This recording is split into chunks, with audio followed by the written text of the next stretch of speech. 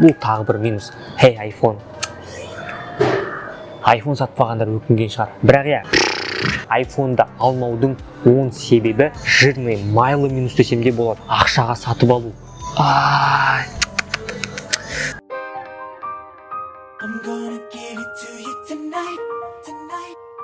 Ассалаумағалейкум достар, кереметтей Нұр арнасына қош келдіңіздер. Бүгін біз сіздермен ерекше бір сұраққа жауап берейін деп жатырмық. Неге iPhone'ды алуға болмайды? Сол сұраққа 10 себеп қазір сіздермен бірге қарастыратын боламыз. Неге iPhone'ды сатып алғың келмейтін, қолданғың келмейтін 10 себеп. Қазір сіздермен бірге қарастырайық. Бізде бірінші себеп ол мини-джектің жоқ болуы. Мини-джек дегеніміз жаңағы сіздер наушникті тығасыздар ғой, проводной наушник дейді ғой, сымды наушниктарды, құлаққаптарды тыққан кезде ода мини-джек жоқ. Неге дейсіздер ғой? Apple компаниясында барлығы маркетинг. Бір сөзбен айтқанда, олар басқа телефондар, басқа смартфондарға құсағысы келмей, ондай жаңағы мини-джекті алып тастады. Яғни оның қазіргі шығып жатқан, өздеріңіз білесіздер, AirPods Pro, AirPods, олар сымсыз құлаққаптар. Бұл жерде ол біріншіден бағасының үлкеюі, және де адамдардың соған тәуелді болуы. Егер де сіздер iPhone'ды сатып алсаңыздар, сіздер кем дегенде AirPods сатып аласыздар. Өйткені AirPods'тың бағасы бір смартфонның бағасымен бірдей болғандықтан, олар сізді мәжбүрлейді. Бір сөзбен айтқанда, осы маркетинг. Сіз iPhone сатып аласыз, енді сізде переходник жоқ, сіз сымды құлаққап қолдана алмайсыз, сондықтан сіз сымсыз құлаққап сатып аласыз. Сонда сіз AirPods алуға мәжбүр боласыз. Сіз оны ешқашан негізі байқамағансыз, енді ғана байқап отқан шығарсыз, ойлап тұрған шығарсыз, мен шында AirPods алғанымды байқамай қалыппын ғой деп. Ең бірінші қателік сол мини-джектің жоқ болуы. Сіз жай ғана досыңыздан алып наушник тыға алмайсыз, тыға салып тыңдай алмайсыз. Ол үшін сізде AirPods болу немесе басқа да бір сымсыз құлаққаптар болуы қажет. Бізде енді екінші бұл жерде iPhone неге сатуға алуға болмайтын себепті қарастырайық. Бұл жерде iPhone iOS желісінің функционалдығының жоқ болуы. Яғни сіз приложенияларға ат қоя алмауыңыз, бір затқа, бір папкаларға, барлығын бір папкаға жинауы, және ең басты бұл жерде минусымыз, ең қатты, ең маған ұнамайтын минусы iPhone желісінің шрифттарды ауыстыра алмау. Шрифттарды өзіңнің қалаған курсивтарымен ауыстыра алмау, бұл мен үшін өте қиын.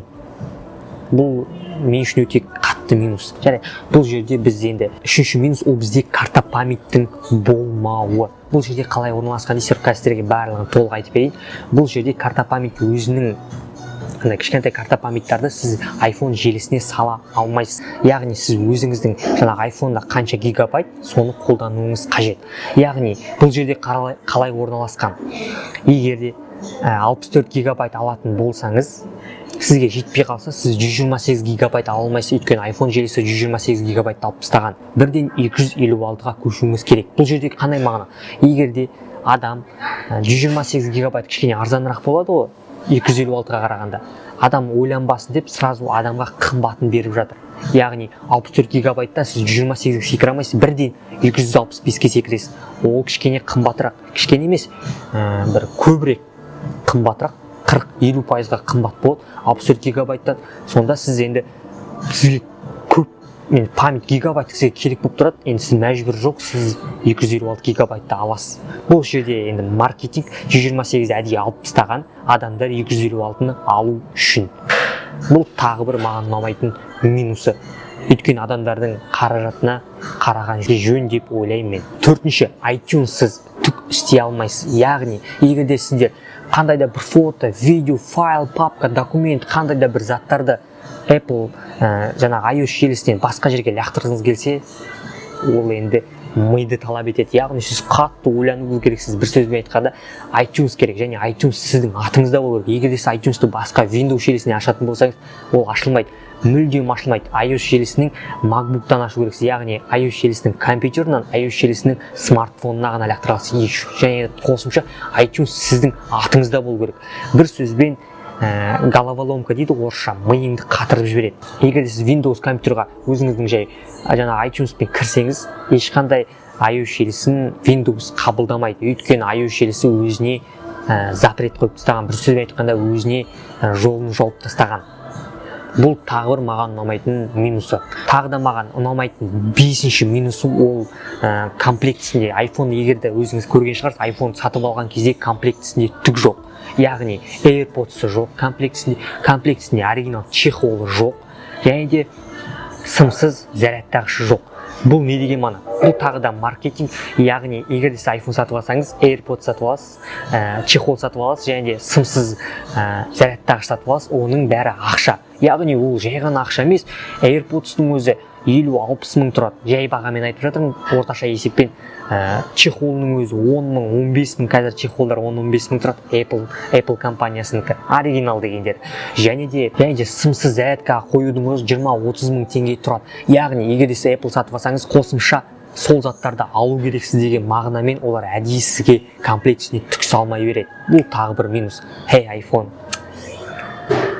iPhone сатып алғандар өкінген шығар. Бірақ келесіне жалғастырайық достар. Бізде бұл жерде 6-шы минус достар, аккумулятордың слабый болуы, аккумулятордың тез желініп қалу және сапалы емес болуы. Аккумулятор азға шыдайды. Яғни егер де сіздер iPhone желісіне тікелей мобильный данныны қосылу арқылы, 4G интернет қосу арқылы видео снимать етіп барлығын бірдей жасасаңыз, сіз бір дегенде сіздің бір жартақ сағатқа шыдайтын шығар.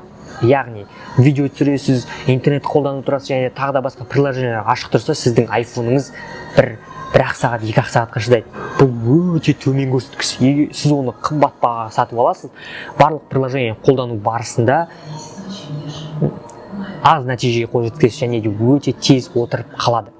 Бұл өте қатты минус. Егер де сіз видео түсірсеңіз, бір жерге видео түсіруге барсаңыз, iPhone-ыңыз азға шыдайды. Сондықтан көбісі iPhone сатып алатындар, iPhone сатып алып жүрген адамдардың барлығы біледі, Powerbank қалталарында жүреді.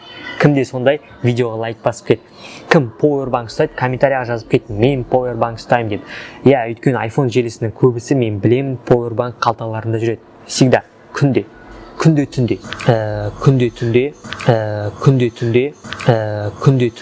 және де тағы бір аккумуляторға қосатын.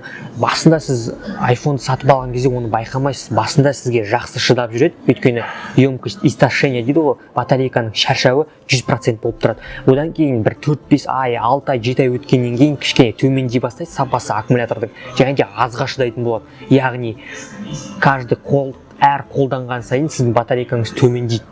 Яғни сіз ойын ойнайтын болсаңыз, батарейкаңыз төмендей береді.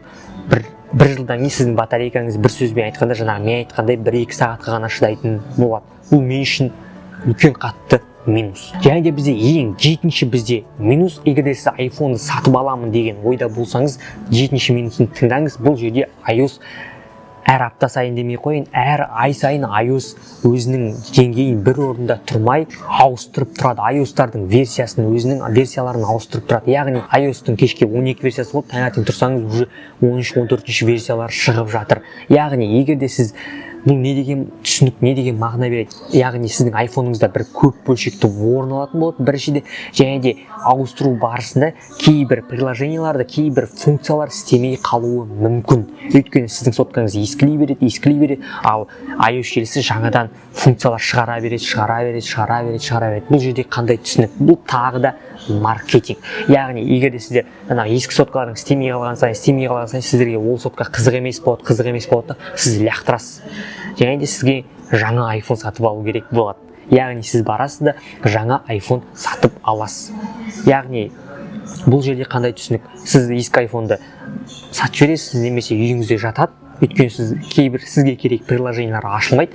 Оны iOS желісі басқа новый версияларына сақтап қойған, а сіз новый версиялар жаңа iOS-тың сақтай алмайсыз, өзіңізге жаза алмайсыз. Сондықтан сізге iOS-тың соңғы моделін алу керек болады. Яғни 11 немесе 12 алу керек болады. Және де маған қатты ұнамайтын, енді бұны барлық iPhone желілері ұстап жүрген адамдардың барлығы біледі деген ойдамын, ол суыққа шыдамауы.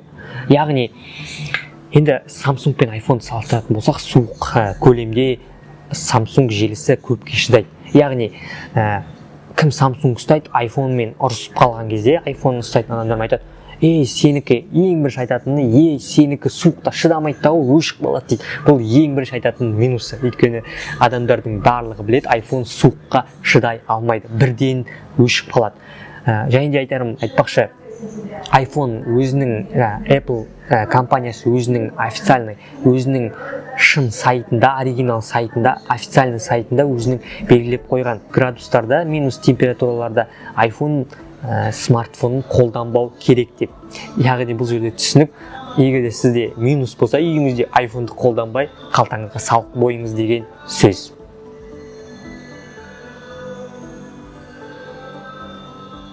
Бұл жерде бізде енді 9-шы минусын айтайын. iPhone желісінің барлық App Store-ға кіріп қалсаңыз, барлық приложение, ойын, сізге керек программалар, қандай да бір іспен жұмыс жасайтын болсаңыз, барлық App Store-дан ақшаға сатып алу.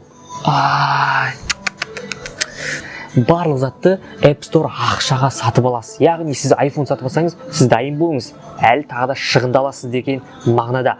Яғни жай ғана iPhone сатып алмайсыз, сіз приложениялар сатып аласыз, Photoshop-пен жұмыс жасайсаңыз сатып аласыз, видео монтаж жасасаңыз сатып аласыз. Яғни ойындар жазасыз, кейбір ойындар iPhone жаңағы App Store-да көбісі приложенияларды, ойындарды сатып аласыз. Бұл өте минус.